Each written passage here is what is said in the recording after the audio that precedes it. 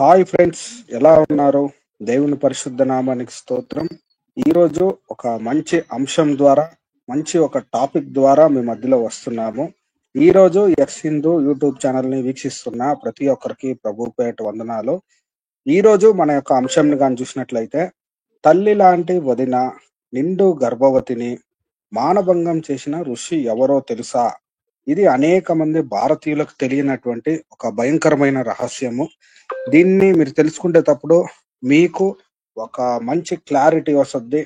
మీరు ఏమిటిని అంగీకరించాలా, ఏమిటిని అంగీకరించకూడదనే ఒక విషయం కానీ మీకు తెలుస్తుంది. చూడండి, మన దేశంలో కానీ చూసేటప్పుడు వదినని అందరూ తల్లిలా చూస్తూ ఉంటారు. అయితే ఈ రోజు మేము చూపించేటువంటి విషయంలో తల్లిలాంటి వదినని, ఆమె పైగా నిండు గర్భవతిని మానభంగం చేస్తాడు. ఇటువంటి ఒక కార్యాన్ని మనము ఈ రోజు డిస్కస్ చేయబోతున్నాము. ఈ లైవ్ వీక్షిస్తున్న ప్రతి ఒక్కరూ మీరు సత్యాన్ని తెలుసుకోవాలని ఇటువంటి లైవ్లు చేస్తున్నాము. ఈ లైవ్లు చూస్తున్న ప్రతి ఒక్కరూ మీ యొక్క అభిప్రాయాన్ని లైవ్ ముగించే లోపల మీ యొక్క అభిప్రాయాన్ని కానీ మీరు కమెంట్ ద్వారా మాకు కానీ తెలిపితే మేము ఈ లైవ్ లోనే మీకు సమాధానం చెప్పేదానికి ప్రయత్నం చేస్తాము. కాబట్టి టైం వేస్ట్ చేయకుండా మనతో పాటు దైవ సేవకులు ఉన్నారు, ఆయన ఆహ్వానించిన తర్వాత మిగతా విషయాలు మాట్లాడదాం. Praise Lord sir. Brother praise లాడండి. బాగున్నారయ్యా? బాగున్నాం సార్, మీరు ఎలా ఉన్నారు? దేవుని మహా ఉచితమైన కృప, మీ అందరి ప్రార్థన. బాగున్నామయ్యా సార్. ఈ రోజు మనము చూసేటప్పుడు టైటిల్లో తల్లి లాంటి వదిన నిండు గర్భవతిని మానభంగం చేసే విషయం గురించి ఒక 2 నిమిషాలు మీ యొక్క మాట గురిలో చెప్పండి సార్. ఈ లైవ్ కార్యక్రమాన్ని వీక్షిస్తున్నటువంటి విఘ్నులైనటువంటి వారికి, పెద్దలకు, ఆత్మీయులకు, సత్యాన్వేషకులకు, భారతీయులందరూ కూడా నా హృదయపూర్వకమైనటువంటి శుభాభివందనాలు తెలియజేస్తూ ఉన్నాము.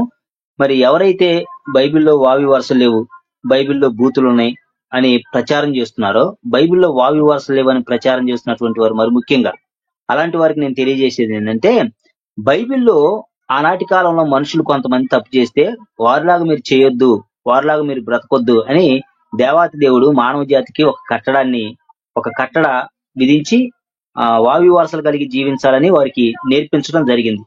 కానీ వాళ్ళు మనుషులు. కానీ సనాతన హైందవ గ్రంథాల్లో దేవుళ్ళు అనబడుతున్నటువంటి వాళ్ళు, ఋషులు అనబడుతున్నటువంటి వారు సైతం కూడా వావి వరుసలు లేకుండా నీచంగా ప్రవర్తించారు. ఇలాంటి దారుణం మనకు సనాతన హైందవ గ్రంథాలు చదువుతున్నప్పుడు కోకొల్లలుగా కనపడతాయి. 1, 2 కాదు, కోకొల్లలుగా కనపడతా ఉంటాయి అన్నమాట. మచ్చుకు ఈ రోజు ఏంటంటే, నిండు గర్భవతి అయినటువంటి వదిన, మనం అంటే తల్లి లాంటి వదినని బలత్కారంగా, అంటే ఎంత కామంతో ఉంటే గర్భవతి అయినటువంటి వదిన్ని మానభంగం చేస్తాడో మీరు ఆలోచించండి. బైబిల్లో గర్భవతులను పాడు చేసిన ఎక్కడ కనపడవు మనకి. గర్భవతుల మీద రేప్ చేయటం అవి మనకు కనపడవు. కానీ సనాతన హైందవ గ్రంథాల్లో మరి బతివులాడుతున్న నిండు గర్భవతి అయినటువంటి వదిన కూడా బతివులాడుతున్న, దండం పెడుతున్నా, మొక్కుతున్నా గాని విడిచిపెట్టినటువంటి ఋషులు సనాతన హైందవ గ్రంథాల్లో ఉన్నారు. వారిని మరి గొప్పగా చెబుతా ఉంటారు. మళ్ళా ఈరోజు ఆ ఋషి గురించి మనం తెలుసుకుందండి. ఈ లైవ్ కార్యక్రమాన్ని వీక్షిస్తున్న ప్రతి ఒక్కరు కూడా ఇతరులకు షేర్ చేయండి. ఎవరైతే బైబిల్లో బూతులోనే వావి వరుసలు లేవని తప్పుడు ప్రచారం చేస్తున్నారో వారికి బుద్ధి వచ్చేలాగా ఉంటది. సత్యం తెలుసుకుంటారు, అనేకులు వాస్తవాలను తెలుసుకుంటారు. కనుక మీరు ఈ లైవ్ అనేకులకు షేర్ చేయాలని కూడా కోరుకుంటున్నాం. అలాగే మరి లైవ్ లోకి వచ్చి బూత్ కామెంట్లు పెడుతూ యేసుక్రీస్తు ప్రభు యొక్క దైవత్వం మీద తప్పుడుగా మరి కామెంట్ చేస్తున్నటువంటి వాళ్ళకి చక్కగా బుద్ధి చెబుతున్నటువంటి సహోదరులందరూ కూడా మా హృదయపూర్వకమైన శుభాభివందనాలండి. మరి బ్రదర్ మాట్లాడండి, కొనసాగిద్దాం.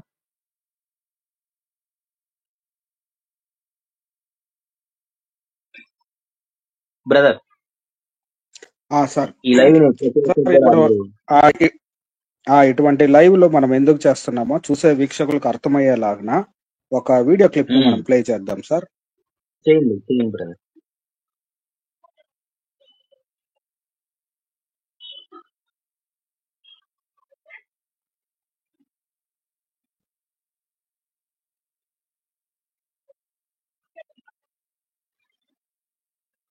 కూడా బూతు పుస్తకం బైబుల్ ప్రతి ఒక్కరు కూడా ఇది మొత్తం చదివితే బైబిల్ ఎంత దరిద్రమో మీకు అర్థమవుతుంది.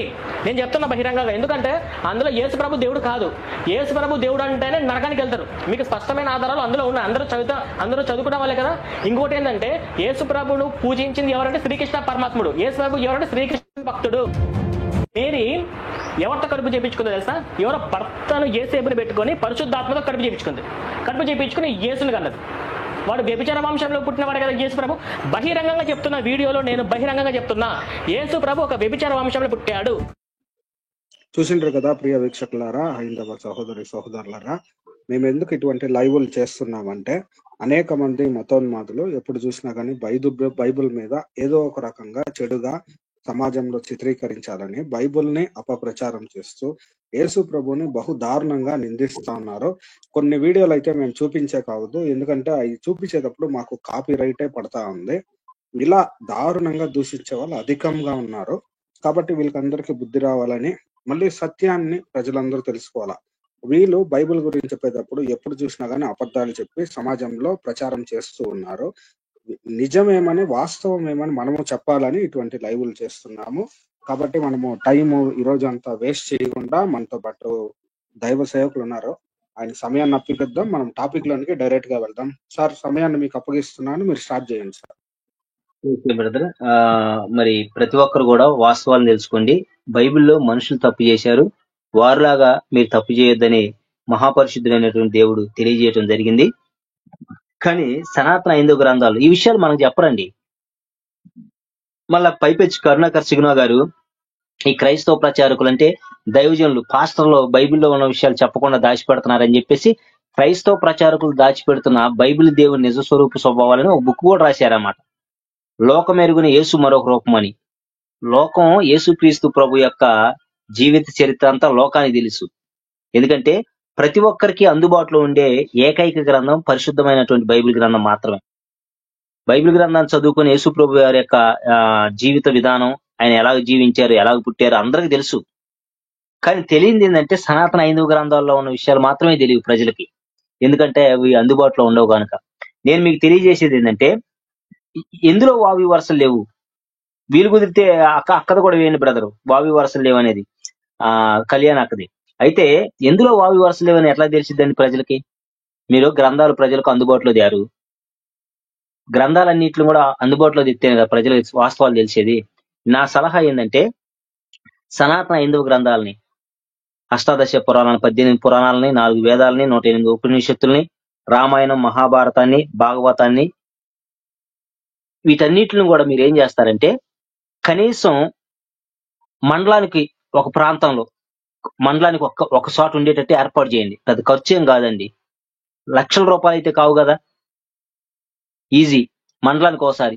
సరే, మండలానికి కూడా మీరు చేయలేకపోతే దయచేసి జిల్లాకు ఒక ప్రాంతంలో జిల్లా, ఎందుకంటే మీ గ్రంథాలు దొరకట్లేదు. అవి ఎంత కష్టపడి తిరిగితే ఎన్నెన్నో ప్రాంతాలకు వెళ్తే గ్రంథాలు దొరుకుతున్నాయి, దొరకట్లా, ఓల్డ్ ప్రింటింగ్ దొరకట్లా. అట్లాగా మాలాగా అందరూ ఇబ్బంది పడకుండా ఉండాలంటే జిల్లాకు ఒక చోట మొత్తం ఉన్నటువంటి 18 పురాణాలు. ఎందుకంటే మీకు ఇప్పుడు కోరికి తెలుగులో ఈ 2025వ సంవత్సరం వరకు కూడా, ఆగస్టు నెల వరకు కూడా తెలుగులో అష్టాదశ పురాణాలు పూర్తిగా లేవండి. తెలుగులో ఆగస్టు నెల వరకు కూడా. ఎందుకు చెబుతున్నామంటే మళ్ళీ తర్వాత వక్రీకరిస్తారు వచ్చిన తర్వాత.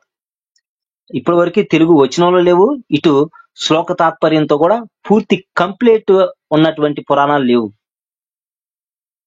కనుక మీరు ఆ పని చేయాలి. పెద్దలైనటువంటి వాళ్ళు, మరి మతోన్మాద భావాజాలం కలిగినటువంటి వారు మా సనాతన హైందవ గ్రంథాలు లాజిక్ కి నిలబడతాయి, మ్యాజిక్ కి నిలబడతాయి అంటున్నారు. కాబట్టి వాటన్నిటిని ప్రజలకు అందుబాటులో ఉండేటట్టుగా కాలేజీలు, స్కూల్ దగ్గర కూడా మీరు అందుబాటులో పెడితే ఖాళీ టైంలో ప్రోత్సహించండి అందరినీ.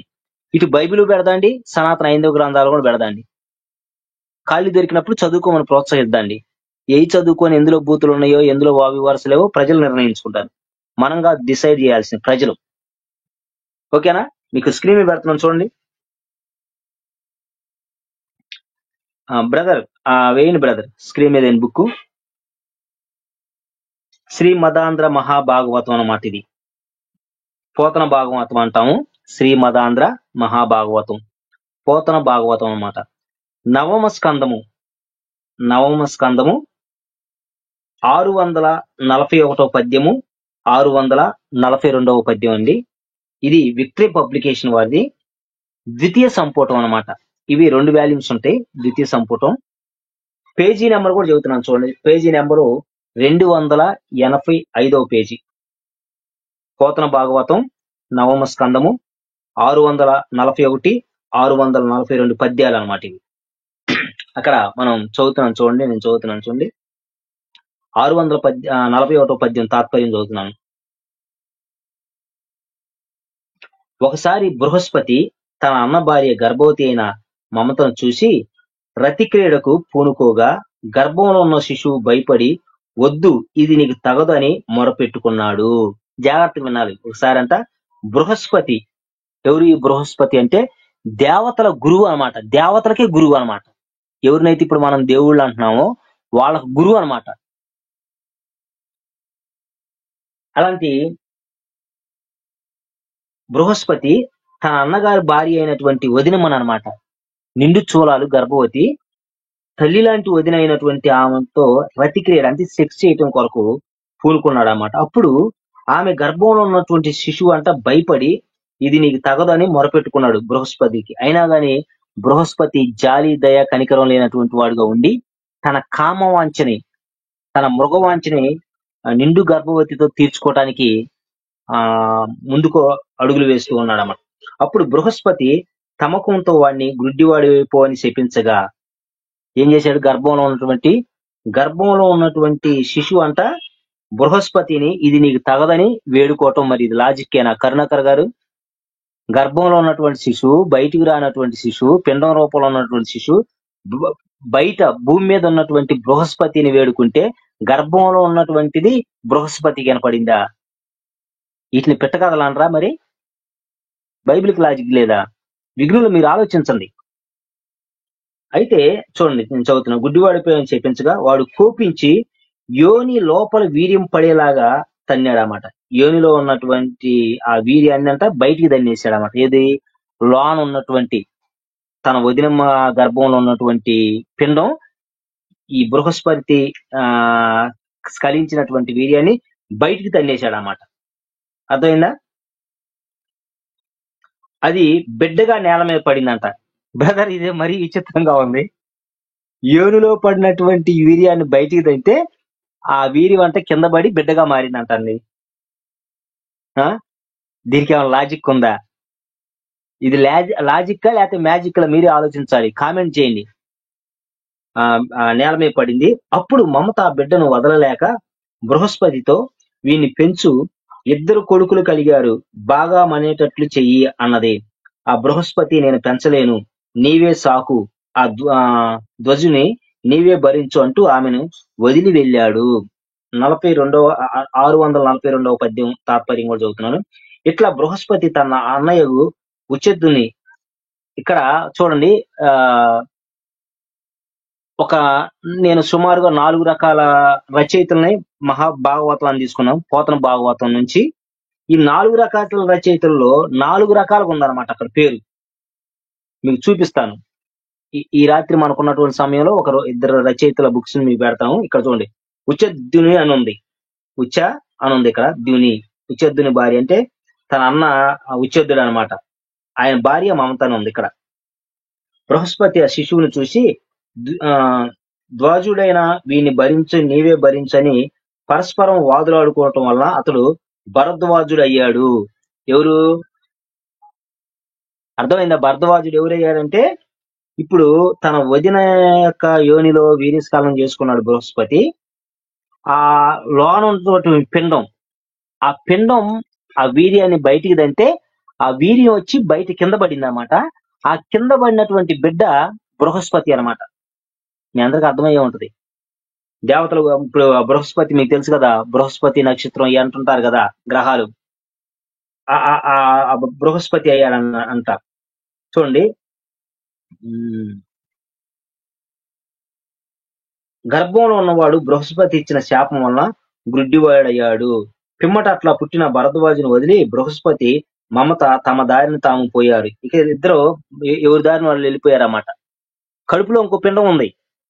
అయితే నా ప్రశ్న ఏంటంటే, ఇక్కడ మీరు విఘ్నులైనటువంటి వారు, లైవ్ వీక్షిస్తున్నటువంటి వారికి మీకు ఒక ప్రశ్న. ఇప్పుడు తన వదినమ్మ అంటే తల్లి లాంటి నిండు చూలాలనేటువంటి వదిన యోనిలో వీర్యస్ఖలనం చేస్తే ఆ వీర్యాన్ని యోనిలో ఉన్న అది గర్భంలో ఉన్నటువంటి పిండం తంటే ఆ వీర్యం కింద పడగా బృహస్పతి పుట్టాడు. ఇప్పుడు తండిన పిండం పేరు మీకు తెలుసా? లోన ఉన్నటువంటి పిండం, బయటపడినటువంటి వీర్యం బృహస్పతిగా మారాడు. మరి లోన ఉన్నటువంటి పిండం ఎవరు? మీకు తెలిస్తే కామెంట్ చేయండి. ఓకేనా? అది నెక్స్ట్ వీడియోలో తెలియజేస్తాం ఎవరైనా. ఒకవేళ ఇప్పుడు మీకు తెలిస్తే కనుక కామెంట్ చేయండి, లోన ఉన్నటువంటి పిండం ఎవరు అనేది. చూడండి, నేను చదువుతున్నాను. ఆ అక్రమ సంతానానికి జన్మించిన కారణం చేత తనను భర్త వదిలేస్తాడని భావించి మమత పుత్రుని వదిలివేయ తలంచుకునేది.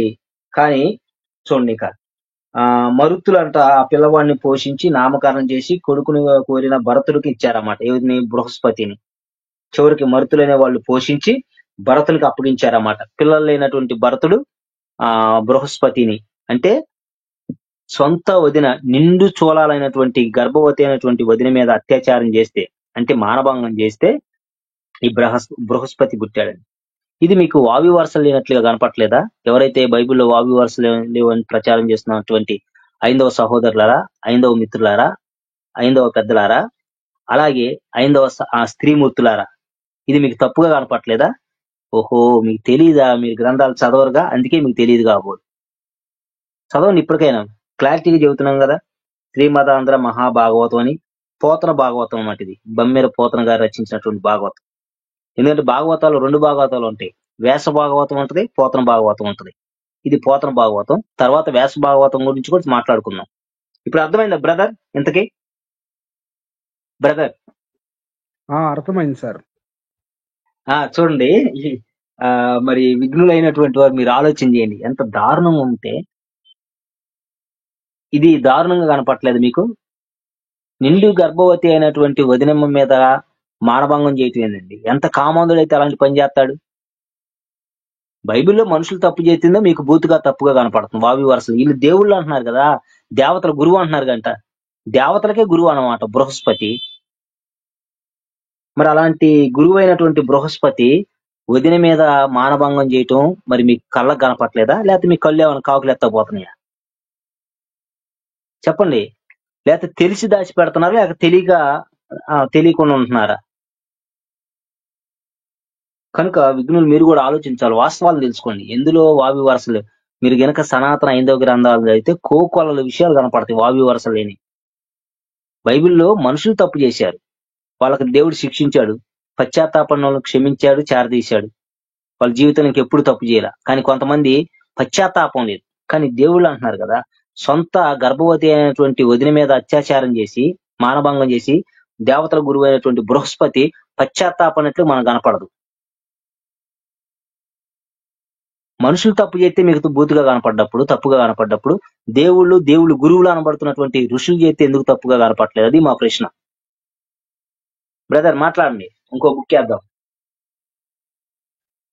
సార్, వీళ్ళు దేవతలందరూ ఇలా చేస్తూ ఉన్నారు కదా, అందుకోసమే అనేక మంది ఇప్పుడు మన సమాజంలో చూసేటప్పుడు వదిన్ని రేప్ చేయడము, మానభంగం చేయడం, ఇటువంటి కార్యాలు చేస్తూ ఉన్నారు సార్. చూడండి, కమెంట్ ఒకటి పెడతాను సార్. దేవల్ల నీలారావు అనే ఆయన ఇది మంచి పని చేసిండి అని ఒప్పుకుంటున్నట్టుండు సార్. భయంకరంగా బూతులు మాట్లాడుతూ ఉన్నాడు.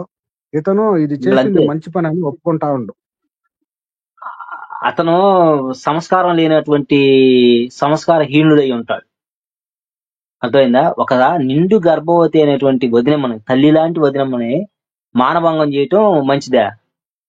సమాజంలో పెట్టి అడగండి. చీ అని ఉమ్మేస్తారన్నమాట స్త్రీలు. అంటే స్త్రీలకు విలువ లేదు నాకు తెలిసి. సనాతన ధర్మంలో స్త్రీలకి విలువ ఉంటే నిండు చోళాలైనటువంటి వదినమ్మని, తల్లి లాంటి వదిన దండం పెడుతున్నా, మొత్తుకుంటున్నా, తన మీద అత్యాచారం చేయొద్దు, నన్ను బలత్కరించొద్దు, నన్ను రేప్ చేయొద్దు అని అంటున్నా గానీ మరి ఆ మాట వినకుండా ఆమెని మరి భయంకరంగా బంధించి పాడు చేసినటువంటి సంఘటన మన కళ్ళ ముందు కనపడుతున్నారు స్పష్టంగా. అందుకని మతోన్మాదులు ఒప్పుకోరని మరొక బుక్ ను కూడా మీకు ప్రజెంటేషన్ చేస్తున్నాం అనమాట. సత్యం ఒప్పుకోరు, జీర్ణించుకోలేరు సత్యం. సార్, హంపి హుగర్ అనేసి అడుగుతుందో, లోతు కూతురు వచ్చేసి సెక్స్ చేశారు కదా అని మాట్లాడుతూ ఉన్నారు. అవును, వాళ్ళు మనుషులు ఇలా చేసిండ్రు. అయితే దేవతల గురువు అయిన బృహస్పతి బాగా గుర్తుపెట్టుకోండి, లోతు చేయలా తప్పు, లోతు కూతురు చేశారు. మన వాళ్ళు తెలియక ఏం చెబుతున్నారంటే వీళ్ళు గ్రంథం బైబిల్ చదవరు కదా. లోతు చేయలా, లోతు మత్తుడై ఉన్నప్పుడు లోతు కూతురు చేశారు ఆ పని. కానీ ఇక్కడ బృహస్పతి, దేవతల గురువు అయినటువంటి బృహస్పతి, దేవతలకు విద్య నేర్పే బృహస్పతి, అతను ఋషి. మా ఋషులు గొప్పోళ్ళు అంటున్నారుగా. మరి ఋషి ఒక నిండు చూడాలనేటువంటి వదిలిని రేప్ చేయటం తప్పుగా కనపట్లేదు మీకు? మరి వాళ్ళని దేవుళ్ళతో సమానంగా పూజిస్తారుగా మీ ఋషుల్ని బ్రదర్. మరి అది సహోదరుడు మీరు ఆలోచించాలి. మీరు అది బైబిల్లో ఉన్నది, మనుషులు చేశారు తప్పు, చేయలేదని చెప్పట్లేదు, బైబిల్ చెప్పట్లేదు. అట్లా చేశారు కాబట్టి వారిలాగా మీరు చేయొద్దని చెబుతుంది. మరి బృహస్పతి అట్లా వదిన రేపు చేశాడు, బృహస్పతి లాగా మీరు చేయవద్దని రాయలేదే మీ గ్రంథాల్లో? మరి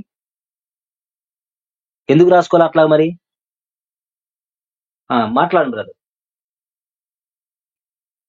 మరో బుక్ వేయడానికి టైం సరిపోద్దా మనకి? తెలుసుకోవాలా? టైం అయ్యేలా ఉంది సార్. ఓకే, వేద్దాంలేండి సార్, త్వరగా వేద్దాము. ఈ లైవ్ వీక్షిస్తున్న ప్రతి ఒక్కరూ మీరు సత్యాన్ని తెలుసుకోవాలా. బైబిల్లో ఒకవేళ మీరు పాపాలు చేసుండ్రు అని చూపించే వాళ్ళందరూ మనుషులే, వాళ్ళేం దేవతలు కాదు. వాళ్ళని ఎవరే గాని క్రైస్తవులు దేవుడిలాగా వాళ్ళని స్థానంలో పెట్టి వాళ్ళని దేవుడిలాగా ఆరాధీరు. అయితే ఇక్కడ మీరు స్టోరీలో కానీ చూసినట్లయితే దేవతల గురువు, దేవతలకే పాండిత్యం చెప్పించేవాడు. ఇది మీకు తప్పుగా కనిపించలేదా? బైబిల్లో లోతు ఒక మనిషి చేసిన తప్పుగా మీకు కనిపిస్తుంటే, వాళ్ళ కూతురులతో ఇటువంటి పనులు చేసి మీకు పాపంగా అనిపిస్తుంటే, అయితే దేవతల గురువు అయి ఉన్నటువంటి బృహస్పతి చేసిన మంచి పనే? మీరే ఆలోచించాలా. వాయువర్సలు ఎక్కడ ఉంది చెప్పండి? దేవుడికి, దేవతలకి, ఋషులకి మీరే ఆలోచించాలా. మీరు సత్యాన్ని తెలుసుకోవాలా. ఓకేనా? మరొక బుక్ కూడా ప్లే చేద్దాం బ్రదర్, టైం సరిపోద్దుగా, స్పీడ్ గా వెళ్దాండి. చూడండి, మరొక బుక్, ఇదే సంఘటన మరొక బుక్ లోంచి కూడా చూపిస్తాం. దాదాపుగా ఒక 5-6 బుక్స్ లోంచి చూపించాలనుకున్నాం. మరి మనకున్నటువంటి సమయాన్ని బట్టి కూడా మేము బ్యాలెన్స్ చేసుకుంటాం సమయాన్ని కూడా. మత్స్య మహాపురాణం అండి, మత్స్య మహాపురాణం ప్రథమ భాగం. ఇది 48వ అధ్యాయం, ప్రథమ భాగం 48వ అధ్యాయము. శ్లోకాలు వచ్చేసి 32 నుంచి 42 శ్లోకాలు అన్నమాట. 32 నుంచి 42 శ్లోకాలు. తాత్పర్య రచయిత అంటే తెలుగు అనువాదకులు డాక్టర్ సముద్రాల లక్ష్మణయ్య గారు. ప్రచురణ తిరుమల తిరుపతి దేవస్థానంలో, ముద్రణ 2021. ఎంత క్లారిటీగా చెబుతున్నాం చూడండి, మీరు చూసుకోండి. ఒకవేళ ఆ బుక్ లో లేకపోతే నన్ను అడగండి. నా నెంబర్ ఇందాక ఇచ్చాం కదా, 9701751027, పాస్టర్ కిషోర్. ఓకేనా? లేకపోతే అడగండి. అక్కడ 32వ శ్లోకం యొక్క తాత్పర్యాన్ని చదువుతున్నాను చూడండి. పూర్వం ఉషిజుడు, ఇందాక అక్కడ ఏం రాసి ఉందో ఇక్కడ ఏం రాసి ఉందో చూడండి. పేజీ వేయండి బ్రదర్, పేజీ నెంబర్ 319 పేజీ వేయండి. అది కనపడుతున్నాయి కదా శ్లోకాలు. మాకు శ్లోకాలు ఉంటే నమ్ముతాం అంటున్నటువంటి సహోదరులు చూడండి. పూర్వం ఉషిజుడు అనే విద్వాంసుడైన ఋషి ప్రఖ్యాతుడై ఉండేవాడు. ఆ మహాత్మునికి మమత అనే పత్ని ఉండినది. 33వ శ్లోకం యొక్క తాత్పర్యం చదువుతున్నాం. ఉషిజుని తమ్ముడు బృహస్పతి. ఏంటంట? ఉషిజుని తమ్ముడు అన్నమాట. ఇక్కడ ఉన్నదే చదువుతున్నా నేను. ఉషిజుని తమ్ముడు బృహస్పతి తన అన్న భార్యను కామించాడు. మహా తేజస్వి అయిన అతడు కామంతో మమత చెంతకు వెళ్ళాడు. 34వ శ్లోకం యొక్క తాత్పర్యం. వరవర్ణిత అయిన మమత అతనితో, నేను గర్భవతిని, నీ అన్న భార్యను, ఈ పని విరమించు అన్నదనమాట. 34, 36 శ్లోకాల తాత్పర్యం. బృహస్పతి మహాబాగా, ఈ నా గర్భం కోపిస్తుంది. నీ భాతృ సుతుడైన ఔషికుడు సాంగ వేదం తెలిసిన వాడు, అమోఘ రేతస్కుడు అవు, నీవు నన్ను కామించదావవు. ప్రభు, ఈ కాలానికి ఇదే తగినది, నీవేమైనా అనుకో. 37వ శ్లోకం యొక్క తాత్పర్యం. ఇలా చెప్పగా బృహస్తేజుడైన బృహస్పతి కామాత్ముడుగాన మహాత్ముడయుండి కూడా మనసును అరికట్టలేకపోయాడు. అంటే గర్భంలో ఉన్నటువంటి పిండం చెబుతుంది అనమాట, నువ్వు నన్ను ఏం చేయొద్దు, నేను లోనున్నానని. 38వ శ్లోకం యొక్క తాత్పర్యం. ఆమెకు కోరిక లేకున్నా, అంటే ఆమెకు ఇష్టం లేదు, ఏది వాళ్ళ వదినకి, బృహస్పతి వాళ్ళ వదిన గారికి, ఆమె అందులో నిండు గర్భవతి. కోరిక లేకున్నా అధర్మాత్ముడు సంగమించినాడు. ఏం చేశాడంట? బలత్కారంగా ఆమె రేప్ చేశాడన్నమాట, మానభంగం చేసేసాడు. రేతస్సు విడుస్తున్న అతను చూసి గర్భం ఇలా అన్నది.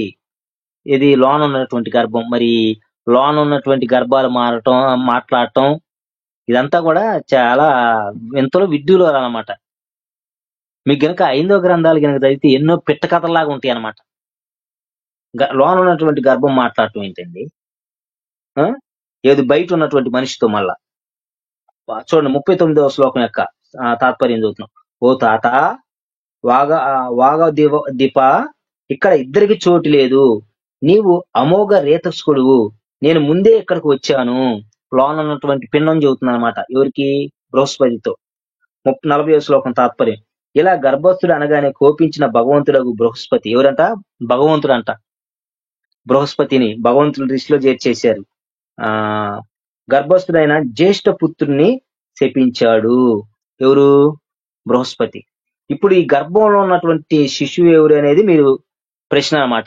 ఇప్పుడు పుట్టిన అతను ఎప్పుడైతే తన వదినమ్మ యోనిలో వీర్యోస్కాలం చేశాడు బృహస్పతి, ఆ వీర్యాన్ని అంతకు ముందే గర్భవతి కదా, ఆ గర్భవతి అయినటువంటి ఆ పిండం లోనకు విడిచినటువంటి వీర్యాన్ని తంతే ఈ వీర్యం బయటకు వచ్చి పడి అది పిండంగా మారి కొడుగ్గా మారి మరి పిల్లోడు పుట్టినట్టుగా మనకి ఇక్కడ 5 గ్రంథాలు తెలియజేస్తాయి. ఇది ఏమన్నా లాజిక్ నిలబడతాయి అసలుకి? ఈ 10 మంది ముందులో పెట్టి ఏమండి ఇది నిజమేనా, నమ్ముతారా మీరు ఇట్లా జరిగిందంటే? ఏమంటారు చెప్పండి? నమ్మగలుగుతారా? ఇదేంటండి లోన ఉన్నటువంటి పిండం వీర్యాంతం ఏంది, వీర్యం వచ్చి కింద పడితే పిల్లోడు పుట్టడం ఏంది? ఇదంతా ఏంది? మా గ్రంథాలకు లాజిక్ ఉంటుంది అంటున్నారు, వీటికి లాజిక్ ఉంటుందా? సైన్స్ కు నిలబడతాయి ఇవన్నీ? చూడండి, విఘ్నులైనటువంటి వారు మీరు ఆలోచన చేయాలి. ఇంత గలీజ్గా మీ దాంట్లో పెట్టుకొని బైబిల్లో వావి వరుసలు లేవని ప్రచారం చేయటం ఎంతవరకు సమంజసం? ముందు మీరేం చేయాలంటే మీ దాన్ని చూసుకోవాలి, మీది గడుక్కోవాలి ఫస్ట్. బైబిల్లో మనుషులు తప్పు చేశారు, ఇక్కడ దేవుళ్ళు అంటున్నారు వీళ్ళని, దేవుళ్ళు గురువులు అంటున్నారు కదా. ఇంకా కోడలను చేసుకుని కాపురం చేశాడు మీ దేవుడు, మనవరాలను చేసుకుని కాపురం చేసి పిల్లలను అన్నాడు. మరి అవి కూడా చెప్పాలిగా మీరు ప్రజలకి. సొంత కూతుర్ని రేప్ చేసి ఆమెను పెళ్లి చేసుకుని 100 సంవత్సరాలు కాపురాలు చేశాడు. మరి అవి వావి వరుసలుగా లేకపోవటం ఎందుకు కనపట్ల మీకు? అంటే బైబిల్లో మనుషులు తప్పు చేస్తే తప్పుగా కనపడుతుంది. ఒక సత్యాన్వేషకుడు ఏం చేస్తాడంటే తప్పు ఎందులో ఉన్నా స్వీకరిస్తాడు, అతనికి ఉండే మంచి లక్షణం అది. మతోన్మాదులు ఏం చేస్తారు తెలుసా? వాళ్ళ దాంట్లో తప్పున్నా దాని తప్పును అంగీకరించడన్నమాట. అది మాకు ప్రామాణికం కాదు, అది బజారోళ్ళు రాసిన పుస్తకాలు అని చెప్పి తప్పించుకుంటాడు. ఎందుకంటే సత్యాన్ని అంగీకరించలేనటువంటి మనసు. ఒక నిజమైన సత్యాన్వేషకుడు ఏం చేస్తాడంటే, ఒక నిజమైనటువంటి సృష్టికర్త అయినటువంటి దేవుని అన్వేషించే వ్యక్తి ఏం చేస్తాడంటే ఎందులో తప్పు ఉందో దాన్ని తప్పే అని ఒప్పుకుంటాడు. మనిషి చేస్తే తప్పే అని ఒప్పుకుంటాడు, అదే సేమ్ టైంలో దేవుళ్ళు దేవతలు చేసినా తప్పు అని ఒప్పుకుంటాడు. కానీ మీరు ఎందుకు ఒప్పుకోరు? కనుక విఘ్నులు మీరు ఆలోచన చేయండి. ఇంత స్పష్టంగా తన నిండు గర్భవతి అయినటువంటి వదినమ్మ మీద అత్యాచారం చేసినటువంటి బృహస్పతిని మరి ఎందుకు ఏ దేవుడు శిక్షించలేదు? ఏ దేవుళ్ళు ఎందుకు మరి నరకానికి పంపించలేదు? ఇంకో మాట ఉంది, అది తర్వాత నేను చెప్పేటప్పుడు మాట్లాడతాను. ఆ గర్భవతుల మీద అత్యాచారం చేస్తే నరకానికి వెళ్తారన్నమాట. మరి బృహస్పతి మరి నరకానికి ఎందుకు వెళ్ళాలా? నిండు చూలాలను అత్యాచారం చేస్తే, రేప్ చేస్తే, మానభంగం చేస్తే నరకానికి వెళ్తారని రాసుకున్నారు మీ గ్రంథాల్లో. మరి ఎందుకు బృహస్పతిని ఒక్క దేవుడు కూడా శిక్షించలా? ఎందుకంటే బృహస్పతి చేసింది వాళ్ళు కూడా చేశారు కనుక. బృహస్పతి వాయు వరసలు లేకుండా జీవించాడు, దేవుళ్ళు అనపడుతున్నటువంటి వారు, దేవతలు అనబడుతున్నటువంటి వాళ్ళు కూడా వాయు వరసలు లేకుండా బ్రతికారు కనుక బృహస్పతిని శిక్షించలేకపోయారు. బైబిల్లో వాయు వరసలు లేకుండా బ్రతికినటువంటి ప్రతి ఒక్కరిని దేవుడు శిక్షించాడు. మీరు బైబిల్ చదువుకోండి జాగ్రత్తగా, ప్రతి ఒక్కరిని దేవుడు శిక్షించాడు. అర్థమైందా? బ్రదర్ మాట్లాడండి సార్. ఇప్పుడు అనేక మంది కమెంట్ చేస్తూ మాట్లాడుతూ ఉన్నారు, బృహస్పతి చేసింది మంచి పనే అనేలాగా వాళ్ళ కమెంట్లు ఉన్నాయి సార్. వాళ్ళు చెప్పటం కాదు, సమాజం చెప్పాలి. అందుకని వీళ్ళని సమాజంలో రమ్మనేది. ప్రజలు నిర్ణయించాలి. ఇప్పుడు నిండు గర్భవతి అయినటువంటి వదిన్ని రేప్ చేస్తాం అది మంచిదా? వాళ్ళు ఎంత మంచిదా అన్నటువంటి వాడు అలాంటి వ్యక్తులు అన్నంగా తినేది పెంట తిన్నటువంటి వాళ్ళు అన్నమాట. పెంట తింటే అలా ఒప్పుకోగలుగుతారు. మరి అంతే కదండి, పెంట గడ్డి తినేవాడే కదా అలాంటి ఒప్పుకోగలిగేది. మానవత్వం కలిగిన వాళ్ళు ఎవరు ఒప్పుకుంటారు? మహిళా సంఘాల వాళ్ళ దగ్గర పెట్టి ఈ మాట పెట్టి అడగండి, అతను చేసిన మంచిదో కాదో వాళ్ళే తీర్మానం చేస్తారు. సభ్య సమాజం తీసుకొచ్చి ఇట్లా చెప్పండి, ఆమె నిండు గర్భవతి అయినటువంటి వదిన్ని తల్లి లాంటి వదిన్ని రేప్ చేయటం, మానభంగం చేయటం మంచిదే? బృహస్పతి అని చెప్పమానండి. మతోన్మాదులు చెబుతారు, వాళ్ళకేంటంటే అది ఆపిచ్చే కదా. ఎప్పుడు సత్యాన్ని జీర్ణించుకోలేరు వాళ్ళు, వాస్తవాలను చెప్పరు, వాళ్ళు చెప్పరు, చెప్పే వాళ్ళ మీద దాడులు చేయటం, చంపేయటం అట్లా చేస్తారన్నమాట. ఇది మీ బ్రతుకు. నిజాలు చెప్పండి ప్రజలకి, ఇప్పుడైనా ప్రజలు సత్యం తెలుసుకుంటారు. దేవుళ్ళు దేవుళ్ళు గురువులు ఇలా చేయటం ఏంటండి వావి వరసలు లేకుండా? ఇప్పుడు మీకు ఒక ప్రశ్న, ఇంతకీ మరి తన వదినమ్మతో సెక్స్ చేస్తేనో లోన ఉన్నటువంటి పిండం ఆ వీర్యాన్ని బయటికి దన్నితే మరి ఒక కుమారుడు పుట్టారని రాశారు. ఓకేనా? భరద్వాజుడు పుట్టారని రాసుకున్నారు. అయితే మరి లోనుండి అంటే గర్భంలో ఉండి తన్నినటువంటి వాళ్ళు ఆ పిండం ఎవరు? మరి మతోన్మాదులారా మీకే అర్థమైందా? మతోన్మాదులకి ఈ ప్రశ్న. మరి మీరు ఇప్పుడు ఎతకాలి, తిరగేయాలి గ్రంథాలని. నేను ఇచ్చినటువంటి రిఫరెన్స్ చూసుకొని ఈ రాత్రి కుస్తీ పట్టండి. ఎవరో చెప్పండి మీరు కుస్తీ బట్టి. ఇప్పుడు లోనుండి తన్నినటువంటి ఆ పిండం ఎవరు? బృహస్పతి ఆ పిండానికి శాపం ఇచ్చాడన్నమాట. మరి ఆ పిండం ఎవరు? బయటపడినటువంటి పిండం ఆ వీర్యం భరద్వాజుడు అని చెప్పి క్లారిటీగా రాసి ఉంది. మరి ఈ రాత్రి మీరు ఏం చేయాలంటే మతోన్మాదులు ఎతకాలన్నమాట. మీరు ఇక కుస్తీ పట్టాలి, గ్రంథాలు తెచ్చుకోండి. లేవు అనుకుంటే తెచ్చుకొని చక్కగా చూడండి మేము ఇచ్చినటువంటి రిఫరెన్స్ ని. ఓకే బ్రదర్, మాట్లాడి ముగిచ్చేద్దాం కందలకాడి. ఈ వావి వరుస లేకపోవటం కదా. అవును, ఈ లైవ్ ని వీక్షిస్తున్న విఘ్నులైన హైందవ సహోదరులందరికీ ఒక ముఖ్యమైన విషయం ఏంటంటే, బైబిల్లో లోతు వాళ్ళ కూతుర్లు తప్పు చేసినప్పుడు దేవుడు శిక్షించుండు. బైబిల్లో మనుషులు అనేవారు ఎవరైనా తప్పు చేసినప్పుడు దేవుడు అక్కడ శిక్ష విధించుండు. మీరు కావాల్సింటే ఇంకొకసారి చదువుకోవచ్చు. కమెంట్ పెడుతున్న మీకు సమాధానం వచ్చింది అనుకుంటాను. దేవుడు ఖచ్చితంగా వాళ్ళని శిక్షించుండు. ఇటువంటి పనులు చేసేవారిని మీరు మంచి పని చేసిండ్రని వాళ్ళనేం సన్మానించలేదు, వాళ్ళకి ఖచ్చితంగా శిక్ష విధించండు. కాబట్టి చూడండి, ఇక్కడ దేవతల గురువు అయిన బృహస్పతి ఇటువంటి పని చేయొచ్చు? మీరు కానీ ఆలోచించండి, మీరు కానీ సత్యాన్ని తెలుసుకోండి. ఈ యొక్క లైవ్ ద్వారా మేము చెప్పాలనుకున్నది, మీ మధ్యలో తీసుకొని రావాలనుకున్న విషయాన్ని మేము చెప్పి ఉన్నాము. మీరు కానీ సత్యాన్ని తెలుసుకోండి. ఎన్ని రోజులు ఇంకా అసత్యంలోనే జీవిస్తారు? సత్యాన్ని సత్యంగా ఒప్పుకోండి. తప్ప నిజమా అని మీ యొక్క మనోనేత్రాన్ని తెరవండి. ఇటువంటి పనులు, ఒక నిండు గర్భిణి అయి ఉన్నటువంటి స్త్రీని మానభంగం చేయడం, ఇది ఎంతవరకు సరి అయింది? మీరు ఒప్పుకుంటారా? ఇలా మీ మధ్యలో, మీ చుట్టుపక్కల, లేకపోతే మీ ఇంట్లోనే ఇటువంటి కార్యం చేస్తే, తల్లి లాంటి వదిన్ని ఇలా చేస్తే మీరు ఒప్పుకుంటారా? ఆలోచించండి, మీరు కానీ సత్యాన్ని తెలుసుకోండి. కాబట్టి ఈరోజు లైవ్ ఎండ్ చేసే సమయం వచ్చింది. ఇప్పుడు దాకా కమెంట్ చేస్తున్న ప్రతి ఒక్క బ్రదర్ కి ప్రభు పేట వందనాలు. మీరు కానీ సత్యాన్ని తెలుసుకోవాలా? మా మీద దుర్భాషలాడి ఎటువంటి ప్రయోజనం లేదు. మీకు గ్రంథాలు కానీ చూపిస్తా ఉన్నాం, గ్రంథాల ఆధారంగా మేము రెఫరెన్స్ సమేతం పెట్టి చూపిస్తా ఉన్నాం. మీరు కానీ సత్యాన్ని తెలుసుకోండి. ఇప్పుడు దాకా లైవ్ వీక్షించిన ప్రతి ఒక్కరికి ప్రభు పేట వందనాలు. ఇంకొక లైవ్ ద్వారా మళ్ళీ మీట్ అవుదాం. ఇప్పుడు దాకా చక్కనిగా సందేశాన్ని మనకు అందించినటువంటి దైవ సేవకులకు ప్రభు పేట వందనాలు. ఇంకొక లైవ్ ద్వారా మళ్ళీ మీట్ అవుదాం. Thank you brothers. Sir live end చేయమంటారా? చేయండి బ్రదర్, చేయండి. Thank you brothers. Okay, bye, good night. Thank you.